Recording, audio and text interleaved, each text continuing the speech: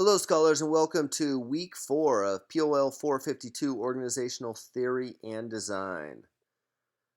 I hope that you've had a good week 3, and with this being Memorial Day weekend, I hope that you're able to at least relax and enjoy the holiday weekend. I also hope that you can take a few moments and just reflect or pay some respect to all those that have sacrificed for us, that allow us to live in a country where we're free to think and we're free to learn and we're free to worship. So I hope that some point of your weekend you're able to reflect upon that, enjoy that, and pay a little respect to that. But as we transition into week 4, we see that here on our weekly agenda, we have some lectures this week. We're going to be talking this week about organizational culture. A huge keyword in organizational theory is this word of culture. How we can understand the culture, how we can design culture, how we can steer the culture, and even how we might even be able to change the culture, if that is even possible. And we'll talk about that today. We have another big ticket item here called ethics, and in organizational culture, and especially for us in the public sector, how we are going to deal with ethical decision making, how ethics even work, and hopefully our Christian perspective will give us a lot of guidance when it comes to ethics. And then we're going to talk about a third topic called people alignment, and how when we're going to change organizations, how we a lot of times we need to change an organization by aligning the human resources, the people that we have working with us. So this week we're going to look at our readings. We have in our implementing organizational change, we have chapter 5. Chapter 5 is going to be on people alignment. Some very, very interesting reading and case studies, as always, in our implementing organizational change book. Just take some time to kind of understand that word people alignment, and how that we, on times when there's a new strategy with our organization, it's going to have to result in a change of alignment. I often kind of realize that anytime there's a change, there has to be a corresponding change in the organization. If there's a new mission of the organization, if there's a new direction, if there's a new goals of an organization, the culture of that organization or the strategies of that organization need to change as well. So with every change, there needs to be a corresponding change to the culture. And one of these would be with the concepts of people alignment. So take some time, read through your implementing organizational change. Another really good chapter. I really enjoy this book by Bert Spector, because not only does it give you a little information, but then it really gives you a bunch of case studies, how you can see how it really applied through application. And then in our managing organizational behavior, we're going to be jumping forward to chapter 12. Chapter 12. And chapter 12 is going to be organizational culture and ethics. And there's a couple areas that I really want you to look into. And on page 309, we're going to ask how is culture influenced or changed?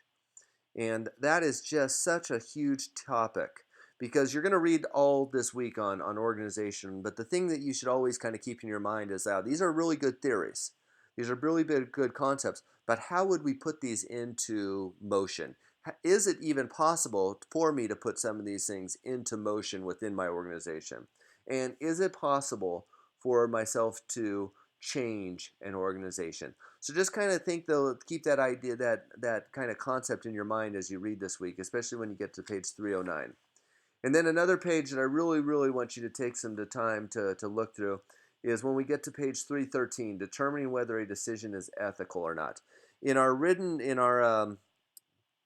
PowerPoint this week, and in our discussion thread, I've put in there, I think there's 3 ethical dilemmas that are kind of portrayed. And I want you in the discussion board this week to kind of think through, how would you as a manager, as a department head, and remember, we're focusing on if you are in a public entity and you're making these decisions, how would you make these decisions ethically?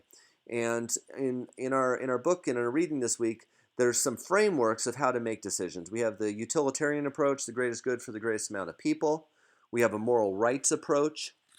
We have the justice approach, and then a combination approach, or maybe your approach to these. And what I want you to do is to read through those and really think to yourself, when it comes to ethics, what is my approach? How would I handle each one of these situations if I was put in this role?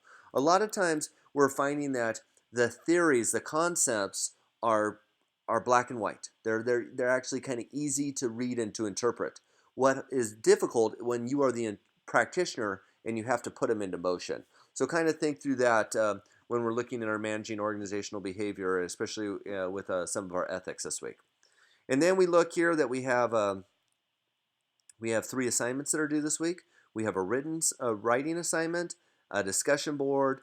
I've put in here that we need to start working on our critical assignment, and we have our quiz 4. So let's jump to it. We have our PowerPoint this week, the organizational culture and ethics PowerPoint, and then once again the Spectre PowerPoint from the book that kind of highlights what's the important parts of the reading this week. So in our organizational culture and ethics, you're going to need to read through the PowerPoint to begin with. There's just a bunch of bullets that I've highlighted and I've put in there.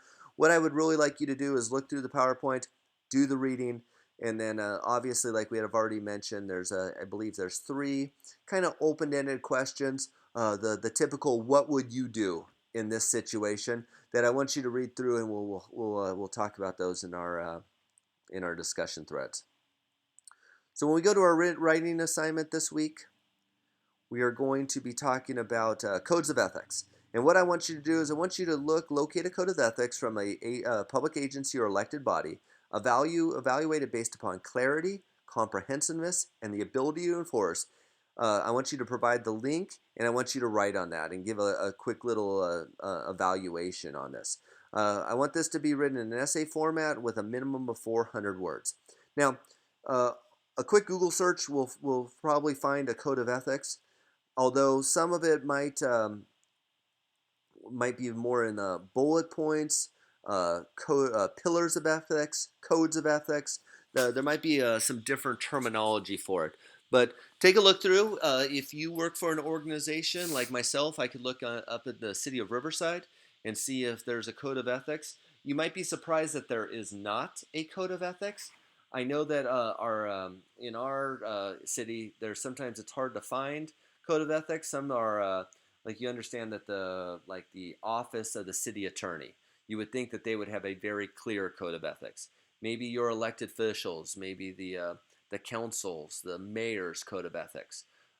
So take a look and find those, and then I want you just to evaluate them based upon clarity, comprehensiveness, and I really like that last thing, the ability to enforce. You know, sometimes when we write mission statements or vision statements or code of ethics, we use very, very ambiguous words that if you ever had to actually operationalize and think to yourself, how would I actually enforce this code of ethics? So read through those and see if you could answer those questions. So 400 words, find that, and then give me a link. I'd be interested to find those links and put that in your writings, or attach that in your references, because I'd actually like to look to see some of these, especially what you're writing on. Now, once again, if you don't work for an entity, just do some sort of search. But I need you to find a code of ethics for your written assignment. So that will be a fun assignment this week. We have a classic case study here that is just an interesting little Charlie Chaplin video to just kind of see how far we have moved forward from the case studies you're going to be reading, inspectors implementing organizational change, to a classic case study of a Charlie Chaplin assembly line. So just kind of a fun little compare and contrast this week. Then this week we also have a discussion thread, and like I've put in here, I want you to choose one of the ethical dilemmas highlighted in the PowerPoint this week. And there's one that's kind of a weekend outing, I think, with the Chamber of Commerce that might have some ethical dilemmas in there. I think there's a librarian that needs to cut some hours, little ethical dilemma there. And then what to include or what possibly not to include when it's called renewing funding. So there's some good there, and I want you to articulate your solutions for each one of these. So find one of these that you found or you find to be interesting or intriguing, and then I just want you to articulate with about 250 words, I think, as how you would handle this situation. And then what I've also included here is I want you to include how your solution will look in the eyes of the 4 realms of public service. what your decision would look like for the other organizations within the city or county within the organization, how it would look to the administrators, how it would look to the your bosses, how it would look to your political superiors, how it would look to the county board of supervisors, the elected officials, and then to the citizens. Remember, and this is kind of a key concept that I hope you understand, that ethics are oftentimes determined by the citizens. We call them our stakeholders. If you kind of put it in a business model, we work for the citizens. And what you consider to be ethical and what the citizens consider to be ethical behavior are sometimes two different things. And remember, ethical behavior is what the citizens would view it, what they would consider to be ethical behavior. So an interesting kind of concept. We think of the city of Bell and of some of the poor ethical decisions that were made within organizations with these, with giving themselves seven, eight, $900,000 a year salaries. That might have been looked at all right within the organization because everybody was given those kind of salaries. It might have been looked at favorably amongst the political superiors because they were all in the mix as well. But when it came to the eyes of the citizens, they thought, man, that was poor ethical decisions. So remember, our citizens are the individuals that are actually holding us accountable, our stakeholders. Just kind of when we talk about this, how are you going to formulate this? Your solutions, and it's just how would they fit into those three? Would they, or those four entities? Would they all look at it the same way, or would they look at it differently? And how would you, based upon your decisions? And then within your decisions, remember we can base some of that based upon our Sims book. Are you utilizing a judicial approach, a utilitarian approach? Tell me and articulate that. And then, as always, I want you to put your original post in and then address two of your colleagues' posts. And remember, I don't want to hear good job, well done, I agree. Give some good commentary and give me that within 100 words for two of them. Remember, first post is due by Friday, so that that gives time for everybody else to reply by Sunday at midnight. And then we have our quiz 4, a true or false quiz that we have for this week. And remember, and I don't want to give away all the secrets, but remember when you're taking a true and false quiz, there's typically one word within that question that's either going to make it true or going to make it false. And some of the times I'm thinking that it's that one word that we're missing.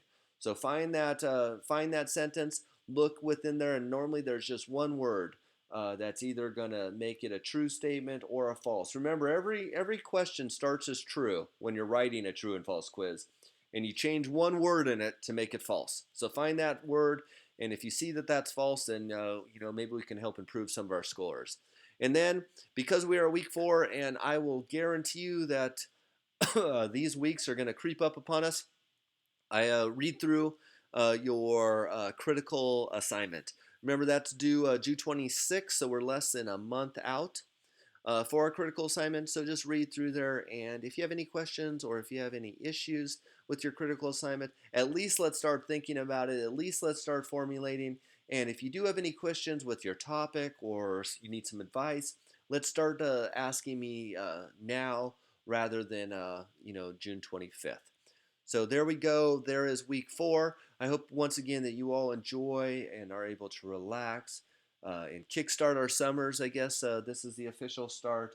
Hopefully you're able to reflect upon the importance of this great country we live in and all those that have sacrificed for us to allow us to go to Cal Baptist and to think the way we do and to believe in the religions that we have. So have a blessed week. If you have any questions, once again, I'm always just an email away. So enjoy your week, and I look forward to reading through all your assignments. Take care and God bless.